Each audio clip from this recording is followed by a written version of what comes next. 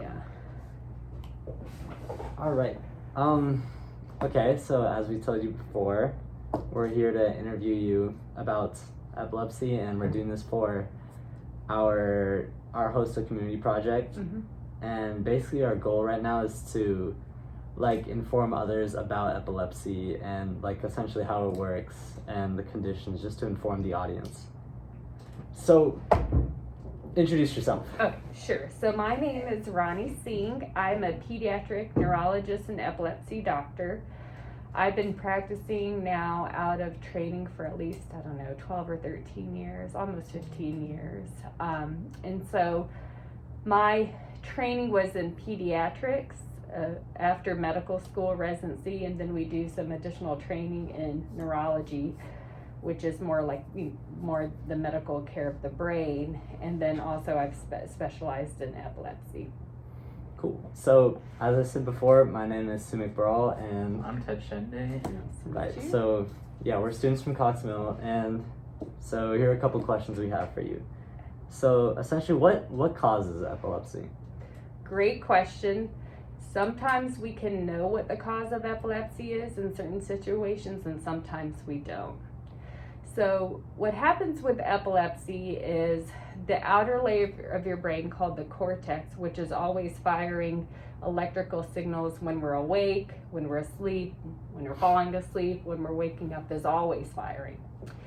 And for some reason, I kind of like to think of it like an electrical circuit almost, that the electrical circuit just kind of gets out of whack. And depending on where it is, on what part of the brain, it can manifest itself as a seizure. Okay. And so what happens with we kind of have two definitions, a seizure and then epilepsy. So when you look at seizures themselves, depending on the range from birth to elderly folks, like across a lifespan, actual lifetime chance of anybody having a seizure, any one of us in any room, is about 1 in 9. Okay, and then epilepsy is the tendency to have recurrent seizures. I'll tell you, when I was in training, we used to think it was about 1 in 100, but it's actually 1 in 26. So it's much more common than people think. When we try to look at causes for epilepsy, there are different tests that we can do to try to find a cause, and it really depends on each person's situation who has it. So sometimes we'll say maybe it's genetic, and that's kind of a really loaded term. We know there are several hundred different genetic causes for seizures, and people usually think, well, that means it should run in my families, but not necessarily. We're learning more with the technology with genetic testing that somebody could have a change in their DNA that causes a seizure disorder or epilepsy, and nobody else in the family have it. So that's one cause that we sometimes look for in pediatrics and kids. Adults can have different causes for epilepsy. So say sometimes if there's been someone who had a stroke or some type of injury, that area, an area that's kind of abnormal in the brain and can be scarred, can sometimes cause seizures. So that's why anybody that you're worried about seizures or epilepsy, the test that we do in anybody is what we call an EEG, a brainwave test, and an MRI of the brain, which looks at the structure of the brain. All right, so within epilepsy, we had another question on how many types of epilepsy are there? There are lots of different categories, and it depends on how you categorize. So the two broad categories will be what we say focal or partial epilepsies, and then what we call generalized, or then what we call both, okay? And that has to do, focal or partial epilepsies have to do with, as best as you can tell, where you think the seizures are coming from. The old school term used to be partial epilepsies, but now we've replaced that with focal, meaning one area, one focus, one part. Generalized means that normal activity that happens when you have a seizure, it comes from both sides of the brain at the same time. And then sometimes we don't know. Even with all the testing we do and trying to figure out as the doctor, sometimes we don't know, or sometimes people can have both. So that's one way to categorize it. The other category is what we'll say structural, meaning kind of like what I was telling you, a cause like maybe the way the brain was developed in a young child that's a little abnormal. Also maybe genetic, when we try to find a cause. That's a different way you can kind of categorize. And then unknown, meaning sometimes you just don't know. Okay. And stuff. Before we get into the next part, I just wanted to elaborate upon like this one thing, like what makes like seizures, like I guess you could say, like what causes them to, why are there like different circumstances for seizures? Like some people have them during sleep, or some people will have them during eating, for instances. Like what causes these different circumstances? Each person's different. I'll tell you what we do know is, say, like when you're, like for us right now, we're wide awake and our brain waves are firing and they're awake, right? And then there are those times like when you're trying to wake up for school, when you're really tired and drowsy. And then there are those times that when you're in your sleep. It's not uncommon for anybody who has epilepsy to sometimes have seizures during sleep. And what it is that, say in a typical person, once you're about 5 or 6 and older, your brain is cycling a few times different stages of sleep. And in that, what we call the stage 2 sleep, which when you're kind of drowsing and falling asleep, that's when the brain waves can be more hypersynchronized. So that's when you can sometimes have a seizure, a lot of people. That's more of we don't know exactly why, but we know that's kind of like a physiologic explanation. What you may be talking about is if someone is eating, if there are what we call reflex epilepsies, like to a loud sound, you may startle, or reading, or even eating and stuff like that. So, how can epilepsy be treated? Great question.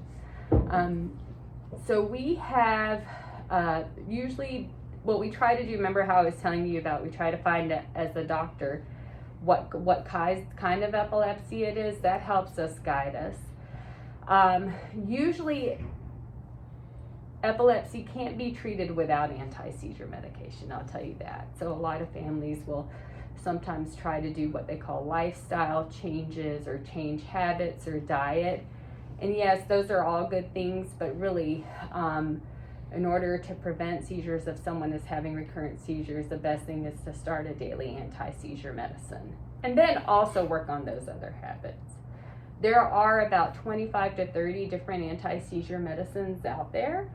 So and there are newer and newer medications that come on the market. But remember what I was telling you when we try to categorize focal or partial versus generalized. Some work best for one, better for one. Some work better for another, and all of them have side effects. They can affect your mood. They can make you sleepy, tired. They can make your appetite go up, go down. Some are gentler, some are stronger. So whenever someone is trying to, as the doctor starts somebody in medicine, we kind of discuss all the medication side effects. So that's one thing, is a daily anti-seizure medicine. The other thing is trying to avoid triggers if you can find a trigger, right? So a lot of things that we'll say is make sure you're getting lots of sleep and rest, not cheating on your sleep. Make sure that you're eating right, staying hydrated. All those things can help too. Okay, so one question about like your background. So where did you complete your education to become a medical professional? So my undergraduate, I'm from the South, so my undergraduate degree was in, what was my undergraduate? I can't remember so long. In biochemistry and Spanish at LSU, Louisiana State University. And then I was a resident of Alabama, so I went back to the University of Alabama School of Medicine for med school. Then I did my residency in 3 different places, my training. In Massachusetts, at the University of Massachusetts, and then in Washington, D.C., at DC Children's Hospital, and then I did epilepsy training in Michigan. Okay. So it's, aside from like the 4 years of medical school, I did 7 years of training after that. Oh, wow. A lot, yeah. So, what made you want to join the medical field? That's a great question. I'm still trying to figure out that answer. But I think I was trying to decide probably when I was in college if I wanted to do like medical or maybe research. And I felt like my strengths were probably more in medical than research. People who are research scientists, they kind of have this like natural gift and ability, and I didn't think I had it that much. So I kind of liked interacting with people more. So that's kind of why I went that route. I think it's worked out for me. And then I don't know, I think when I started medical school, I was always intrigued by the brain. There's still so much we don't know, you know. There's a lot we know, but there's still so much that we don't know. And I think kind of the mystery of the brain. And I feel like the more that I continue to practice and do stuff, the more I know how much I don't know. So the field is definitely evolving, though. So how did you react to your first experience of epilepsy as a professional? Gosh, man, you're making me look back when. I would say my first exposure may have been in medical school, like when you go on rotations, and I thought it was just kind of interesting because there was an intriguing. Over the years, I'll tell you, it continues to be, you know, challenging because in different fields of neurology or the brain, I think that's the one where you can really help people and help take care of people. When they talk about neurologists, like other people in the field, you know, other people in the medical field sometimes are like, well, neurologists can diagnose but they can't treat, you know. And I think that's kind of a big misunderstanding and a false statement. And especially with epilepsy, I think I've liked it because I can feel like I'm helping people and everything. Cool. So how long do seizures usually last? You talking about anybody in general? I guess we could narrow the audience down to epileptical patients. So it depends on the type of seizure. You know, as I kind of specialize in kids, there is one type of seizure that's usually pretty short, right? That you can see in kids. They're called absence epilepsy, spelled absence. The older terminology is what they call petit mal seizures.